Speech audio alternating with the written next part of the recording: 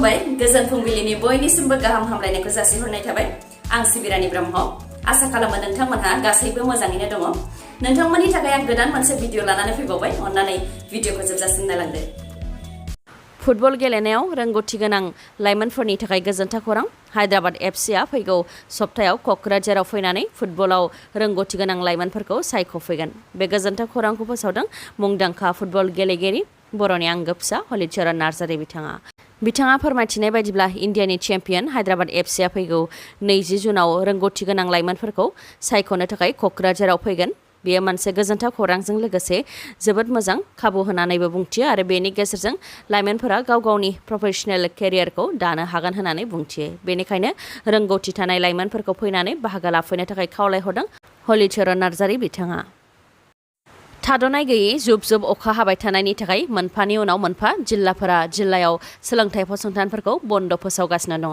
18 जुनसिम आसामाव गोबां अखा हागोन होननानै इन्डिया मेटेरलजिकेल डिपार्टमेन्टआ फोसावनायनि उनावनो फरायसालिफोरखौ बन्द' फोसावदों माखासे जिल्लाफोराव मैया 15 जुनाव कामरुप मेट्र'आव थानाय गासैबो सोरखारि आरो सोरखारि नङै सोलोंथाइ फसंथानफोरखौ बन्द' खालामनायनि उनाव दिनै बाक्सा जिल्लायावबो गासैबो सोरखारि आरो सोरखारि नङै सोलोंथाइ फसंथानफोरखौ बन्द' खालामनो फोसावदों बाक्सा जिल्लानि अनगायैबो नलबारि जिल्लायावबो दिनैनि सानाव गासैबो सोरखारि आरो सोरखारि नङै सोलोंथाइ फसंथानफोरा बन्द' थागोन थाद'नाय गैयै जुब जुब अखा हानायनि थाखायनो बे थांखिखौ फोसावनाय जादों नाथाय जायफोरनिया आनजाद सोलिगासिनो दङ बा आनजाद जागोन बिथांमोननि थाखाय फरायसालिया गेवनाय थागोन प्रमद बर'खौ पारफेक्ट लिडार होनानै साननो एसेबो गोसो गैला बे खोथाखौ बुंथिदों गुवाहाटीनि बरबारियाव होस्रांजानाय बर'फोरा थांनाय 13 मेयावनो गुवाहाटीनि बरबारियाव बर' सुबुंफोरखौ होस्रांदोंमोन बेनि उननिफ्रायनो प्रमद बर'खौ खौरां लाफैनो थाखाय आरो थानायनि राहा खालामनानै होनो थाखाय खनले खावलायहरदोंमोन होस्रांजानाय बर'फ्रा नाथाय दासिमबो खेबसेबो थांनानै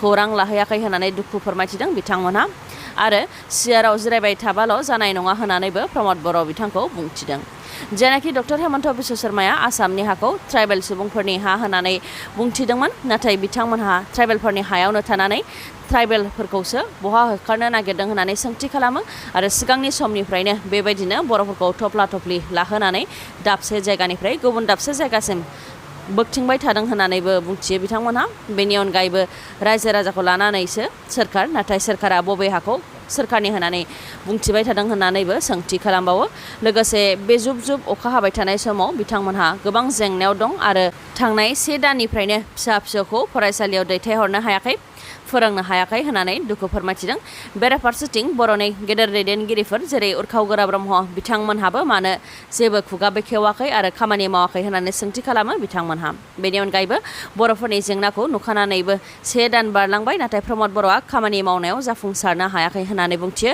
आरो बर' फिसाफोरा जाहाथे आलाय सिलाय जानो गोनां जाया बेनि थाखाय ज' सोमावसारनो नांगोन होननानैबो बुंथिबावो बिथांमोनहा गुवाहाटी इउनिभार्सिटिनिफ्राय नटिस फोसावदों नटिसनि बायदिब्ला गुवाहाटी इउनिभार्सिटि आरो गुवाहाटी इउनिभार्सिटिनि सिङाव थानाय कलेजफोराव एकाडेमिक इयार 2022-23 नि पोस्ट ग्रेजुएट कर्सफोरनि एडमिशननि थाखाय पोस्ट ग्रेजुएट एन्ट्रेन्स टेस्ट 2022 खौ खुंनाय जागोन एन्ट्रेन्स टेस्टनि थाखाय फैगौ 20 जुन मोनानि 5 रिंगानिफ्राय अनलाइन एप्लाइ खालामनाया जागोन आरो एप्लाइ खालामनायनि जोबथा अक्ट'आ 5 जुलाइ हरनि 2 रिंगासिम थागोन एन्ट्रेन्स टेस्टआ 19 निफ्राय 21 जुलाइनि गेजेराव जागोन आरो सा सानजा भारतनि मोन 11 आनजाद मिरुफोराव एन्ट्रेन्स टेस्टआ खुंजागोन मोन 11 आनजाद मिरुफोरा जाहैबाय गुवाहाटी बरपेटा शिलं धुबरी तेजपुर लखिमपुर इटानगर डिब्रुगड़ जरहाट डिफु आरो सिलचर गोजोनथाव खौरां हिर' जुनियर आन्डार 17 वमेन्स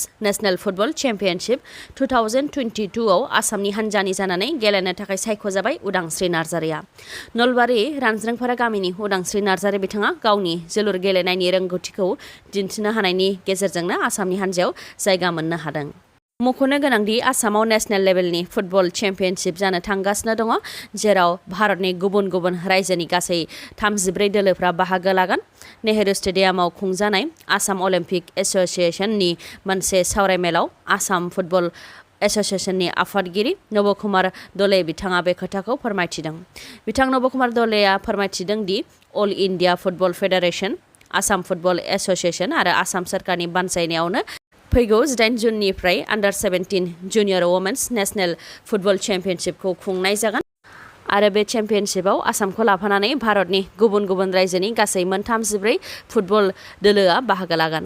बे फुटबल चेम्पियनशिपखौ गुवाहाटी आरो उदालगुरिनि मोनबा स्टेडियामाव खुंनाय जागोन। स्टेडियामफोरा जाहैबाय सरुसजाय स्टेडियाम, नेहरू स्टेडियाम, पल्टन बाजार, साइफिल्ड, सनापुर LNIPE आरो उदालगुरिनि डिमाकुसि स्टेडियामाव खुंजागोन।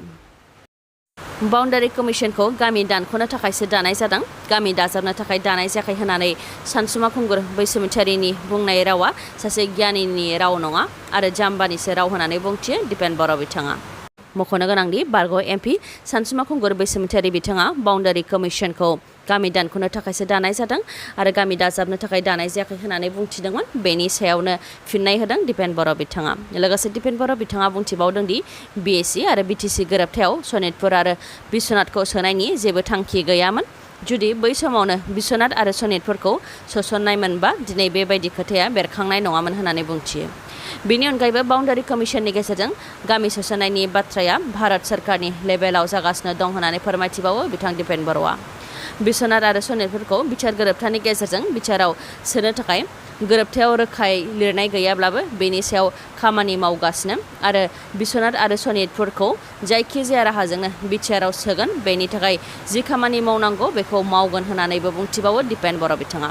लोगोसे जुदि गामि गंसेबो हाबाब्ला आलादा बड'लेण्ड दाबिनो थाखाय 1 सेकेन्डबो सम नांनाय नङा होननानैबो फोरमायथिबावो। बेनिखायनो बिचार गोरोबथानि दफाफोरखौ लानानै दान्थे बिदान्थे जानो गोनांथि गैया। बिचार गोरोबथानि मावफुंजायै दफाफोरखौ लानानै NDBफोरजों सावरायनाय जाखाबाय। दा UBPO, एबसु, बिटिआर सोरखार आरो BKWACजों सावरायबावगोन होननानैबो फोरमायथिबावो बिथाङा। मख'नो गोनांदि बाउन्डारि कमिसनखौ गामि दानख'नो थाखायसो दानाय जादों होननानै सानसुमा खुंगुर बैसोमुथियारि बिथाङा बुंथिनायनि अनगायैबो गामि दाजाबनांगौनि फारिलाइखौ दासिमबो सोरखारनो गथायाखै होननानै बुंथिदोंमोन।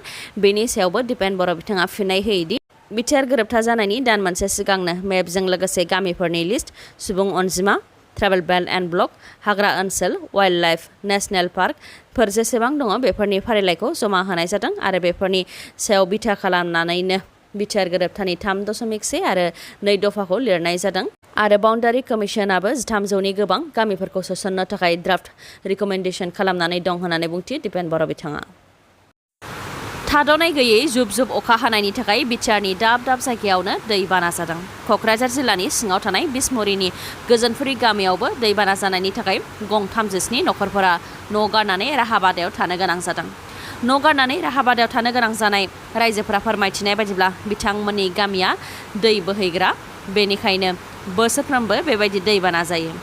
दै दानगार हरनायनि थाखाय राहा खालामनानै होनो थाखाय सोरखारखौबो खावलायहरदों बिथांमोनहा फोरमायथिबावदों दि दैया न'नि 75% इन्जुरसिम थांदों, गोबांनियानो अमा थैदों, न' लुनो दोनफैनाय बाथामफोरा गोजावलांदों, गेस टेंकि गोजावलांदों आरो बेबायदिनो गोबां खहा जादों होननानै दुखु फोरमायथिदों बिथांमोनहा। क'क्राझार जिल्लानि अनगायैबो बाक्सा आरो तामुलपुरनि गोबां ओनसोलफोरावबो दैया लोमसावदों। थाद'नाय गैयै जुब जुब अखा हानायजों चिरां जिल्ला बिजनीनि जोंनि गामियावबो दैया लोमसावदों। बेखौ नोंथांमोनहा भिडिअनि गेजेरजों नायनो हागोन। दैबाना नायदों नामा फुथुवा? नोंसिनाबो लोमबाय? दैया लोमबाय नोंसिनाबो नङा? ओरै सेस दैबाना जाजोब्बाय नै। हा? नाव नांसिगोन? स्कुलाव थांगोन ओमफ्राय? खेबनो होननायखाय खेबफैबाय आं नै नोंसिनावखौ। नैबे आबौमोननि न'आ दै लोमजोब्बाय, बेखायनो आबौआ माथावरियावसो थाफैनो गोनां जाबाय। बैसोबो जाथारबाय नालाय आबौआ। माथावरिनि ओरै फारसेथिंनो दुनालि दैयाव बोरैबाफोर भुटाननि दै फैफ्लांबाथाय जोंना गामिया गासिबो दैबाना जाजोबो, माने सासेबो थानो हानाय अबस्था जानाय नङा आरो दैबाना जाबाथाय। न' सिङाव थाजाला? थाजायो?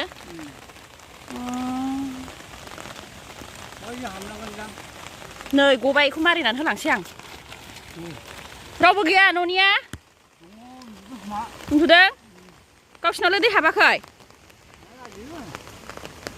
दै हाबनायावनो उन्दुदों? उन्दुदो आं दा होफैगोन दे मेथाइखौ। दे गफिनबाय नै मारिना होलांसै आं। माथो मानसिखौनो नुवासै बोरो थोरोबबाय नामा? बेनो आबौमोननि न'आ, बिसिनि न'आ थोरोबनोसै नै। ओरैनोबो एसे दलहासिन नालाय बिसिनियाव बांसिन दैबाना जायो।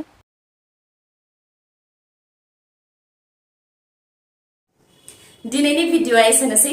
गाबोन आरो गोदान भिडिअजों लोगो मोनफिनबावगोन नोंथाङा दासिमबो आंनि चेनेलखौ साबस्क्राइब खालामाखैबा अन्नानै साबस्क्राइब खालामदो लोगोसे लाइक कमेन्ट आरो शेयार खालामनो दाबाव गोजोन्थों